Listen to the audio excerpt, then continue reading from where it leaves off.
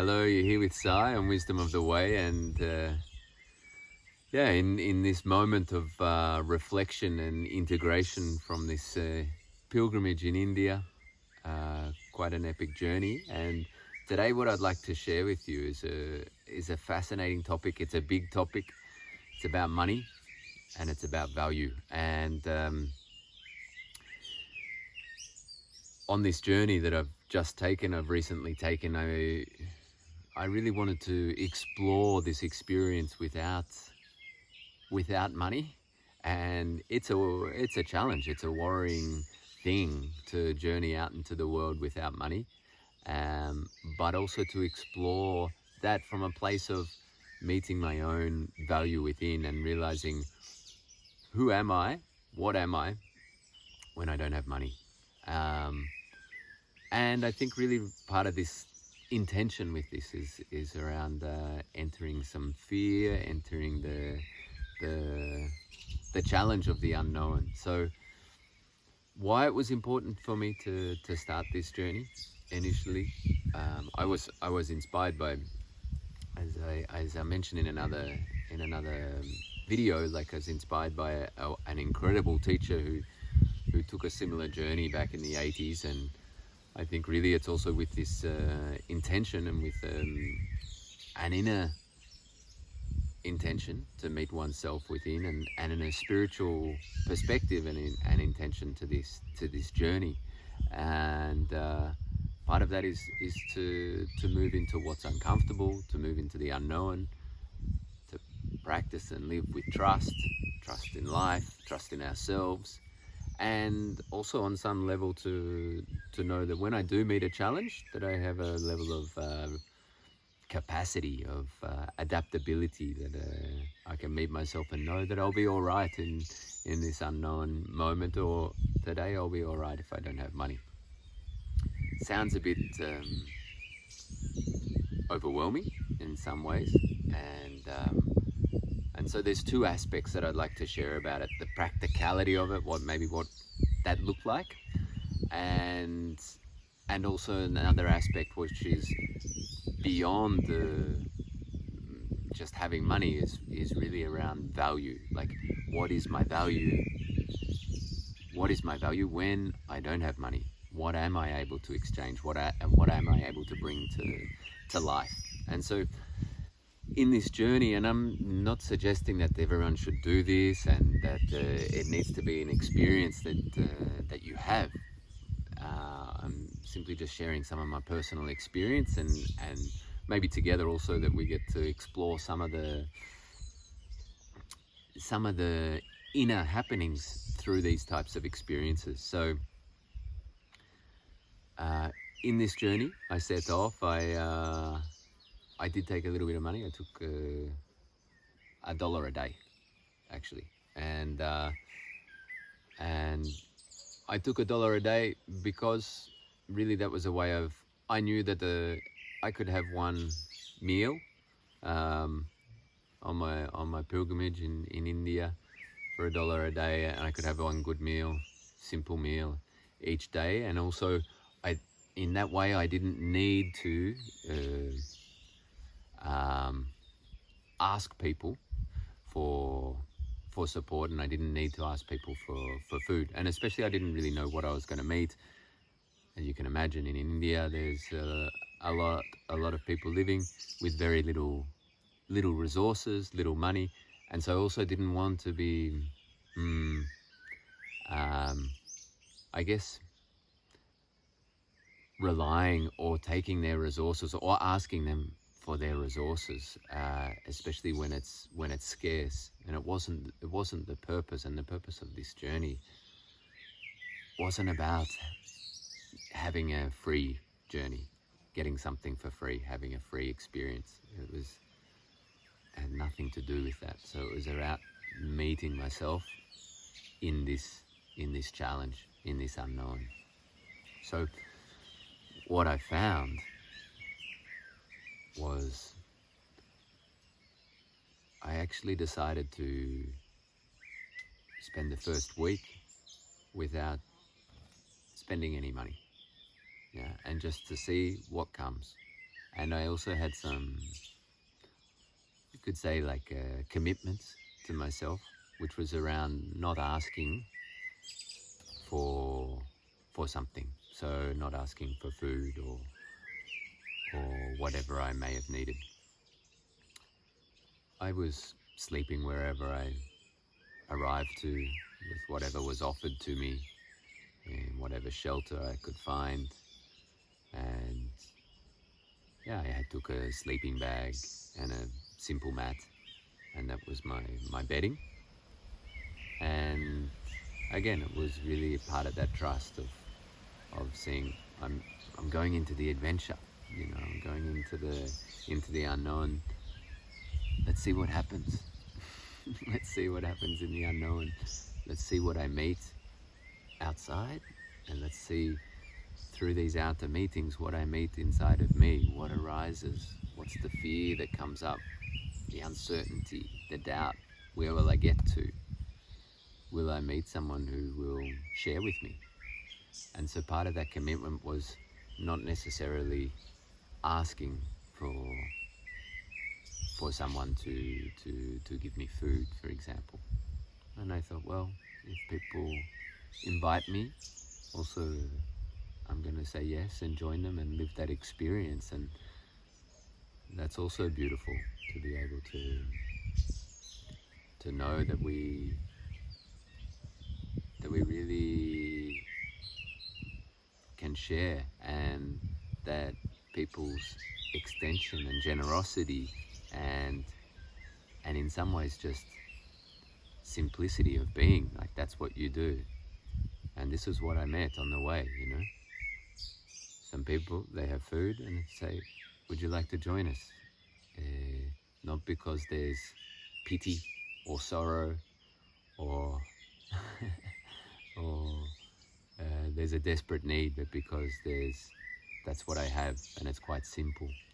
And so this was my experience a lot. And so for the first week, which actually became, this was my commitment to myself, was just to go. I started with a few things in my bag, a few nuts, a few dates,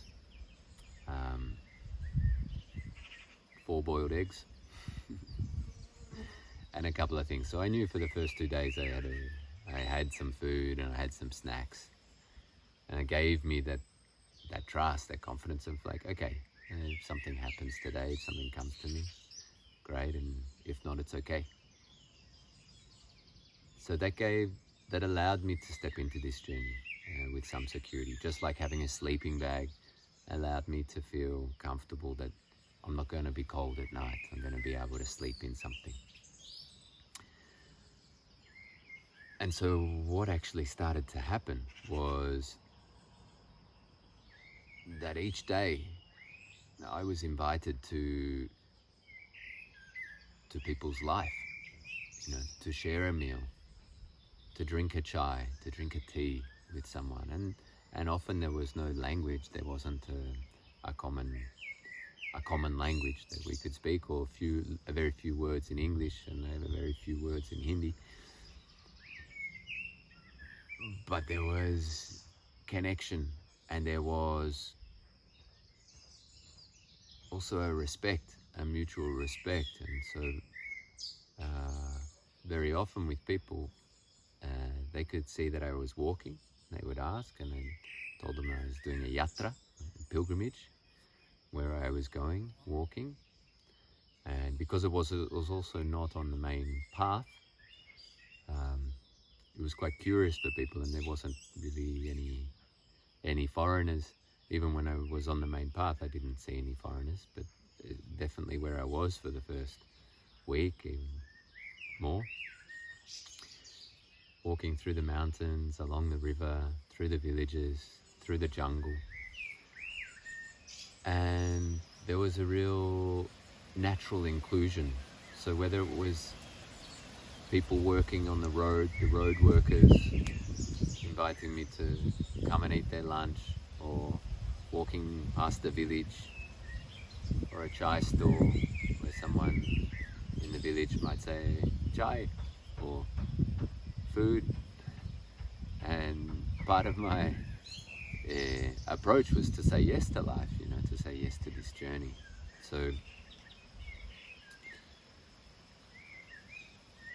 it was really exciting, and there were moments where obviously like I didn't know what was going to happen. I didn't know what I was going to meet, and after some days there were also moments where I didn't have much in my bag. And so it was also a practice of being able to not only trust but be okay with what is, and when the moment came to eat, then to eat. And if the food didn't arrive, then also to use that as a practice of like, how am I? How am I if I don't have breakfast? I'm actually okay.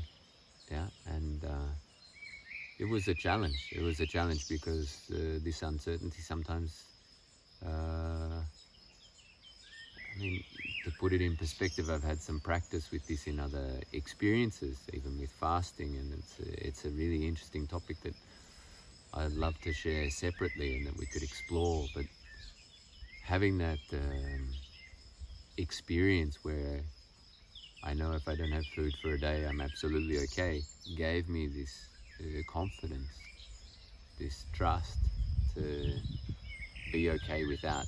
And what I found was when I was okay with not having, what I needed came. And so I really didn't spend any time where I was very hungry or lacking or missing, and it was quite the contrary. It was quite an experience of like going into the unknown with a level of receptivity and openness. And I really feel because of those moments, there was a natural flow with people, and people were just naturally generous too, naturally inclusive.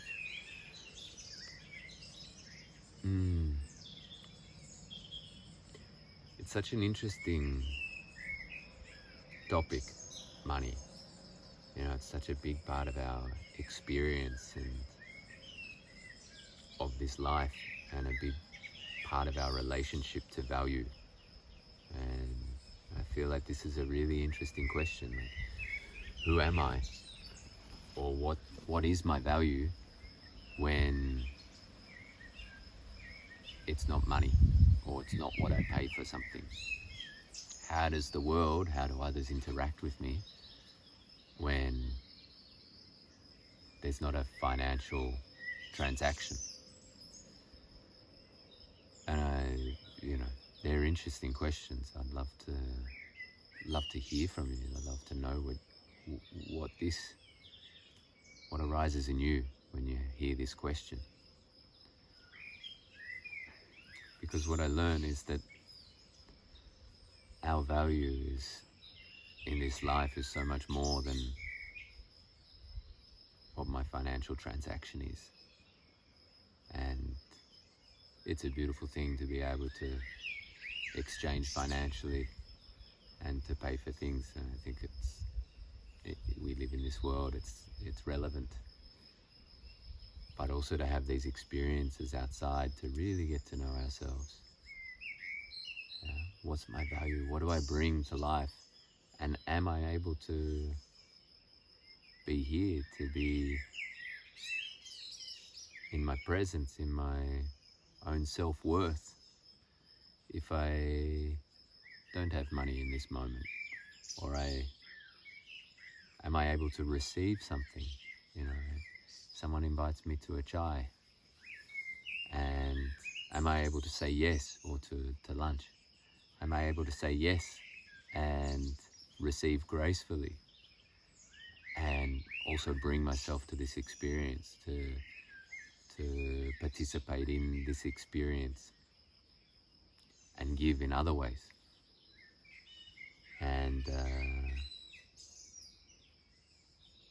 it was a big experience. It was a really, really big experience. And there were a couple of moments where, it really felt a bit unknown, and it was, I guess, in the situation of also the unknown of where I sleep? Where will I end up? It's nighttime. It's dark in the jungle, where people say I shouldn't stay for safety, for the danger of animals or animal attacks. I don't have some dinner. And there were moments of like, oh, am I pushing it too far? And it was interesting if I was able to stay in it. What I realized at this moment changed. And the moments always change. And I think that really is the fundamental understanding when we're in fear as well. That, yeah, it might be my reality at this moment that I'm experiencing fear. And it's okay. And that I can acknowledge that and hold it. And at the same time, remember that this moment will change. The moment will pass. And it did. It did. Something happened. Something happened. And some of those experiences I shared in the other videos and on a daily basis. So, yeah, big experience. And what I actually found was in the $1 a day that I took, which I didn't know how long I'd go for. I think it worked out a bit. So I took $15 on the journey, and I actually ended up going longer than 15 days. But it wasn't until after almost a couple of weeks that I spent this money,